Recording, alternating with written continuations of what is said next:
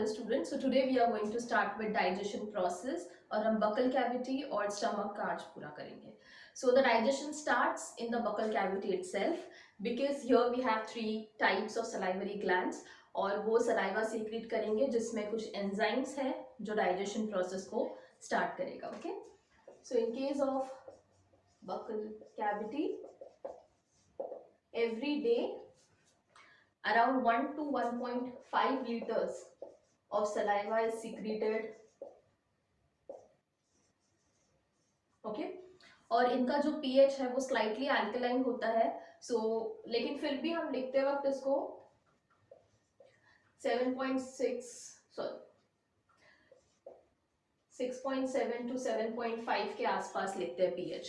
लेकिन ज्यादा सही होगा अगर आप इसको स्लाइटली अल्कलाइन बोलो. व्हाई? बिकॉज आपके फूड में कुछ बैक्टीरिया होते हैं और वो बैक्टीरिया भी फूड को ब्रेक डाउन करते हैं, लैक्टिक एसिड बनाते हैं, ब्यूट्रिक एसिड बनाते हैं, देन एस्पार्टिक एसिड बनाता है. इसीलिए सलाइवा का पीएच थोड़ा एसिडिक हो जाता है, बट जब वो रिलीज हुआ है उस टाइम पे वो स्लाइटली अल्कलाइन होता है. ओके, सो ये पॉइंट आपको याद रखना है. देन जब सलाइवा सीक्रेट होता है, क्या रीजंस हो सकते हैं? आप खाना देखते हो, द साइट ऑफ फूड और अच्छी खुशबू आ रही है, या फिर ऐसी आप क्लास में बैठे बैठे भी खाने के बारे में सोच रहे हो तो मुंह में पानी आना चालू हो जाता है, right? So by the site और बाय द स्मेल या इवन थॉट से भी सलाइवा के सिक्रीशन स्टार्ट हो जाते हैं. Okay, and these salivary secretions consist of an enzyme called salivary amylase. Amylase को टाइलिन भी कहते हैं. And it helps in breaking down of starch. Starch की जगह पे आप पॉलीसैकेराइड भी लिख सकते हो, कार्बोहाइड्रेट भी लिख सकते हो, बट स्टार्च ज्यादा स्पेसिफिक होगा अगर हम लिखेंगे तो. ओके, बिकॉज कार्बोहाइड्रेट्स में और भी टाइप है लेकिन वो ब्रेक डाउन सारे नहीं होते. इसलिए starch is broken down into maltose with the help of salivary amylase और टाइलिन. maltose जो है वो 2 ग्लूकोज मॉलिक्यूल से बना हुआ है, and hence it's a disaccharide. Di मतलब 2, saccharide मतलब sugar unit, so it's made up of 2 sugar unit. तो यहाँ पर अभी तक complete breakdown नहीं हुआ है because हमें monosaccharide चाहिए. 1 single sugar unit should be there. Okay, so salivary amylase or tyline helps in breaking down of starch into maltose. Completely broken down नहीं हुआ है.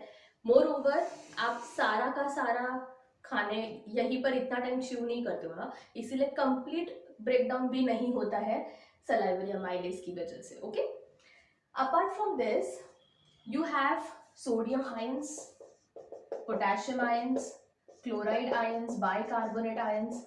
ये सारे आयंस भी होते हैं जो पीएच को मेंटेन करके रखते हैं.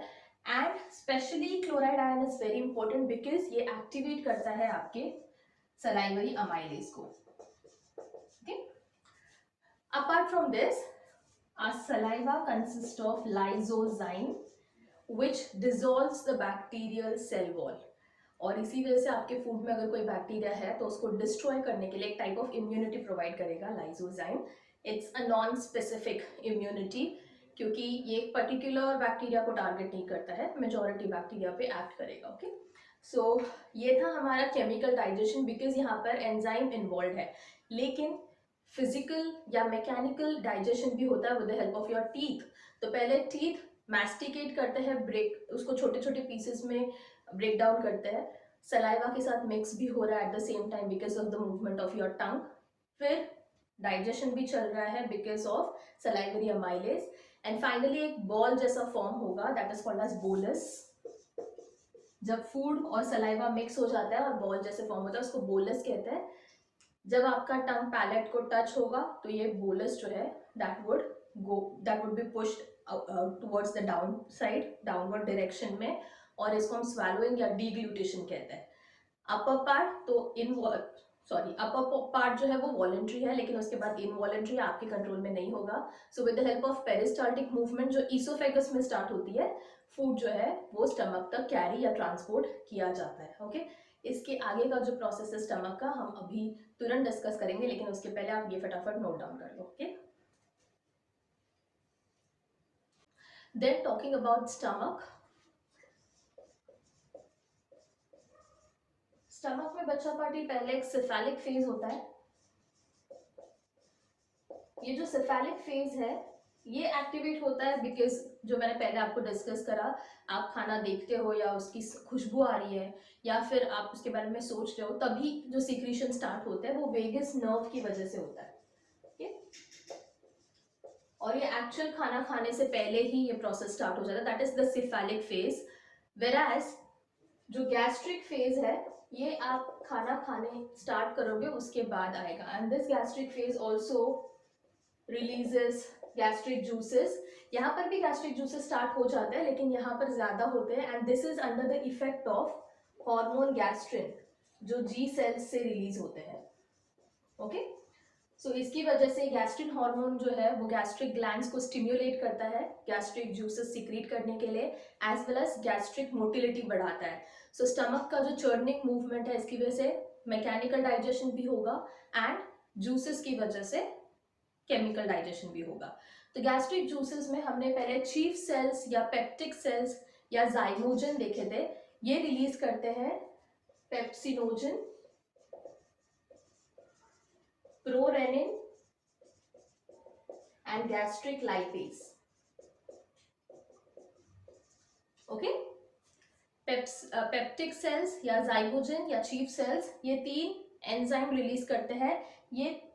ये जो है पेप्सिनोजन और प्रोरेनिन ये इनएक्टिव फॉर्म है, इनको पहले एक्टिवेट करना पड़ेगा, और एक्टिवेट करने के लिए you require HCl, hydrochloric acid, and this HCl is secreted by oxyntic cells और पैराइटल सेल्स जो हमने पहले ही कर लिया था।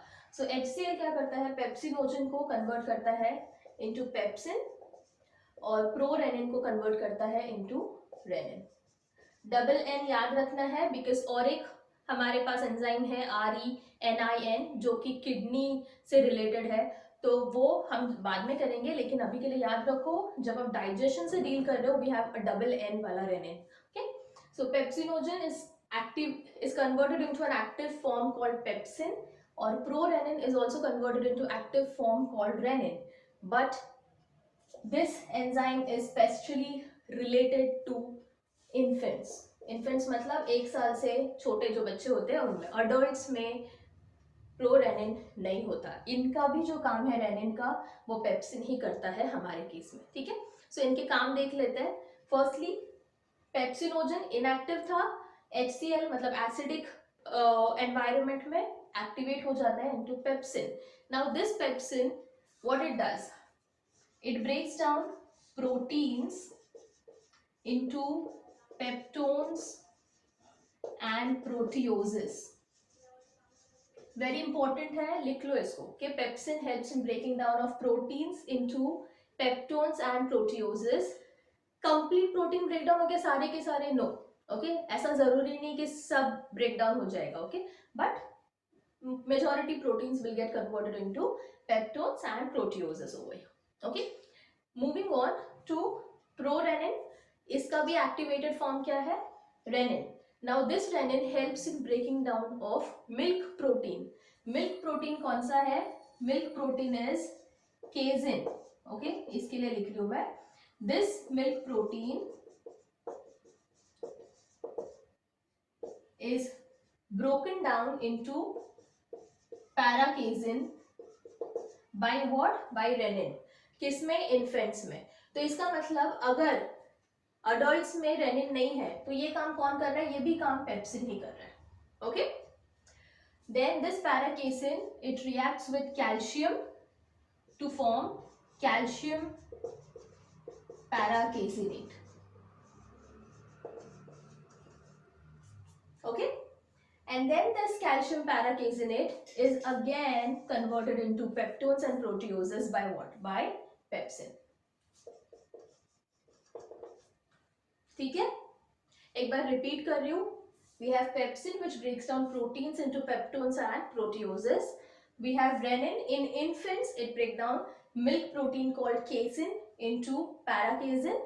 पैराकेजिन reacts with calcium to form calcium paracaseinate. ये जो है ना कर्ड जैसा अपीयरेंस दिखता है इसका कैल्शियम पैराकेजिनेट का. Okay, and then calcium paracaseinate reacts with in the presence of pepsin gets converted into peptones and proteoses. जो बचा हुआ ये वाला काम है अडल्ट्स में, ये काम भी पेप्सिन ही करता है।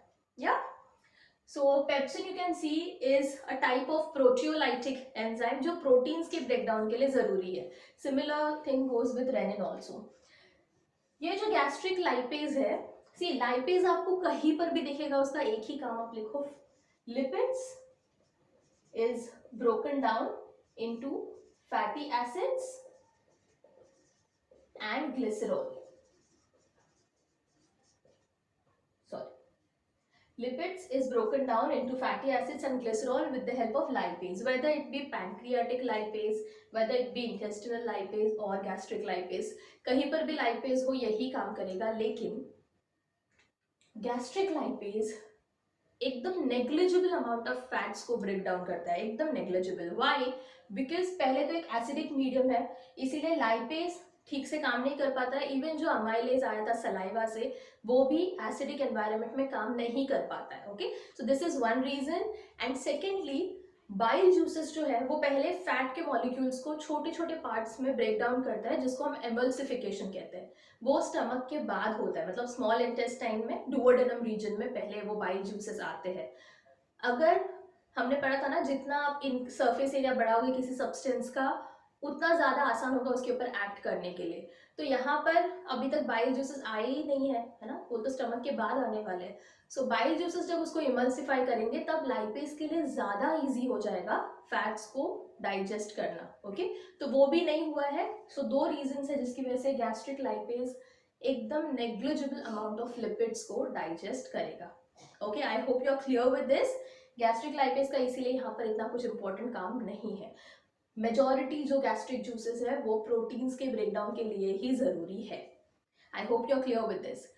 कितना गैस्ट्रिक जूसेस सीक्रेट होता है? तो answer is 2 to 3 litres per day. Gastric secretion is 2 to 3 litres per day. और HCl सीक्रेट हो रहा है, that means pH is around 1.8 to 2। Okay, pH is 1.8 to 2, बहुत ज्यादा एसिडिक एनवायरनमेंट है। लेकिन we have a mucus lining जो इस एसिडिक pH से खुद को, स्टमक को प्रोटेक्ट करता है। अगर ये म्यूकस की सीक्रेशन नहीं होते तो एसिड जो है आपके स्टमक को ही डाइजेस्ट कर जाता। ओके, सो म्यूकस की lining is very very important for providing protection against the acidic environment. I hope you are clear with this.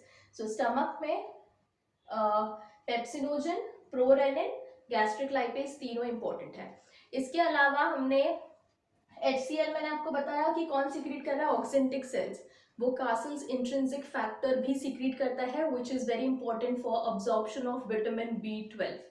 तो ये भी इंपॉर्टेंट पॉइंट है, इसको भी आप नोट डाउन जरूर कर लेना। सो हम कल मिलेंगे एंड कल हम करेंगे इंटेस्टाइन में जो भी डाइजेशन प्रोसेस होता है उसके बारे में। ओके, सो आप फटाफट नोट आउट कर लो और क्वेश्चन जरूर सॉल्व करना। Bye bye.